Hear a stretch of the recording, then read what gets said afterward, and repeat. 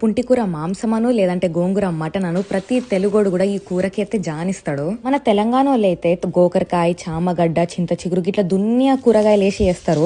పుంటికూర వేసి మాంసం వండు ప్లేట్ నైతే కడిగినట్టే తింటారు. ఈడనైతే నాకు దీని బిర్యానీ కూడా దొరుకుతుంది, కానీ ఎంతైనా సరే నాకు సాదా అన్నం ఇంకా కూరనే పసంద్ అవుతుంది. వీకెండ్ రోజు గింత జబర్దస్త్ కూర వండుకొని ప్లానింగ్ మామూలు చేసుకుంటామా మనం? అది కాకుండా మన ఇండియా గెలిచింది కూడా. గింత జోరున్నప్పుడు ఇంట్లో ఎందుకు తింటాం? కూర అన్నం ఒక డబ్బాలో కట్టుకొని మంచిగా ఇంటి దగ్గర ఉన్న లేక్ దగ్గరికి పోయి చాప వరుసుకొని చెట్టు కింద లేక్ చూసుకుంటే తిన్నా అనమాట.